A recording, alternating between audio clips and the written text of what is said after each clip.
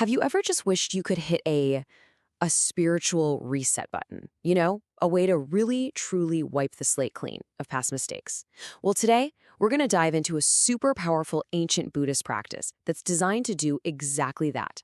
We're talking about the confession of moral downfalls, a ritual that calls on 35 very specific Buddhas for a total spiritual transformation. And look, this isn't about just trying to forget what happened. It's this, 2,000-year-old method for actively clearing your conscience, for dealing with that spiritual weight we all carry from things we regret. It gets right to the heart of that universal human feeling of, man, I wish I could go back and undo that. And that really bugs the question, right? I mean, how do you actually undo a past wrong?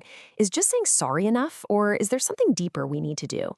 Well, this practice, and its formal name is the Mahayana Sutra of the Three Superior Heaps, it offers a really structured answer to that exact question. Okay, so to really get how this works, we first need to get a handle on the core problem it's built to solve. And in Buddhist thought, that problem is negative karma. So what exactly is negative karma? Think of it like spiritual gunk, right? It's the residue that gets left on your mind from harmful actions, words, or even just thoughts. And it's not some kind of cosmic punishment. It's just cause and effect. These little imprints, or seeds, they say, will eventually ripen into future suffering if we don't clean them up. And yeah, the stakes here they're pretty high. According to the sutras, this unpurified karma can lead to all kinds of not so great outcomes. We're talking difficult rebirths, being born with impaired senses, or even just having a mindset that literally blocks you from seeing the truth. It's like a huge roadblock on your spiritual path. Okay, so if the whole point is to clear these roadblocks, what exactly are we supposed to be confessing? Well, the practice is incredibly thorough about that. And this is a really great question, because we're not just talking about the big, obvious screw-ups here. This practice is super comprehensive. It covers, well, the whole spectrum of how we can cause harm. Okay, now this is where it gets really insightful about what responsibility means. It says you rack up negative karma in three ways. One, you do the thing yourself. Two, you tell someone else to do it. And three, and this is the really subtle one, you just rejoice when someone else does a harmful thing. I mean, think about that in today's world. It's not just the person posting something awful online, but also everyone who hits like or celebrates when something bad happens to someone else. It's pretty profound. And the scope here is just, oh, wow, it's vast. The confession covers what are called the 10 non-virtuous actions, stuff like killing, stealing, lying, harsh speech, and it goes all the way up to the 5 most serious offenses in Buddhism. The main takeaway?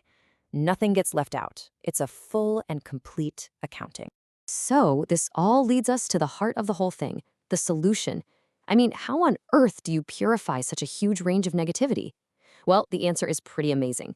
It's all about the specific power of each of these 35 Buddhas. And honestly, this is the genius of it all. It's not like you're just sending out a general SOS for forgiveness. Nope. You're calling on a specific enlightened being who has a specialized power to purify a very specific type of karmic imprint. It really is like calling in a whole team of spiritual specialists.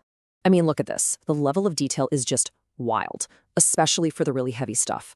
The sutra says, for example, you call on the Buddha named Jewel Moon to purify the karma of killing one's mother, or the stainless one for killing one's father. It even has one for harming an arhat, which is basically a saint, a super advanced spiritual being.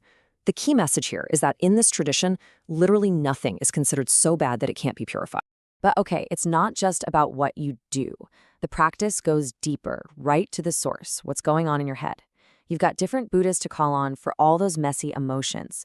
So like, you'd call on glorious light to help tackle anger, sorrowless glory to deal with attachment, and I love this name, utterly victorious in battle to help purify all the negative stuff that comes from pride. And it doesn't stop there. It even covers spiritual mistakes. This could be anything from disrespecting offerings made to the spiritual community, which is purified by the Buddha jewel fire, to something really serious, like completely abandoning your spiritual path. For that, you call on the all-subduing jewel lotus. It's all about restoring that sacred connection. All right, so you've gone through this whole deep clean, this purification process, but you're not done yet. And this final step, it might just be the most important one of all, because it flips the script from being all about me to being about everyone. So after clearing out all that karmic clutter, you've created this kind of positive energy, this merit. And the final step is you don't hoard it for yourself. You give it all away. And that's what takes this whole thing from being just a personal cleanup job to this huge act of compassion. And this beautiful ending has 4 key parts. So 1, you confess everything. 2, you actually celebrate all the good stuff in the world. 3, you ask the Buddhas to keep guiding you. And then 4, the grand finale, you take all that good energy you've built up and you dedicate it all, every last bit, to the ultimate happiness and enlightenment of every single being out there. You know, there's this quote from the text that just perfectly nails the whole vibe of this practice. See, it's not a magic trick. It's a 2-part deal. You have to be totally, brutally honest about your past, and you have to make a real promise to do better from now on. That's the secret sauce. That's where the real transformation happens. So this kind of leaves us with a big idea to chew on, right? In our culture, we hear no regrets all the time. But this ancient wisdom, it suggests something totally different. It suggests that real power, real freedom, doesn't come from pretending our mistakes never happened. It comes from looking them straight in the eye, purifying them, and then turning that whole experience into fuel for our compassion for others. So what could that look like in our modern lives? Definitely something we're thinking about.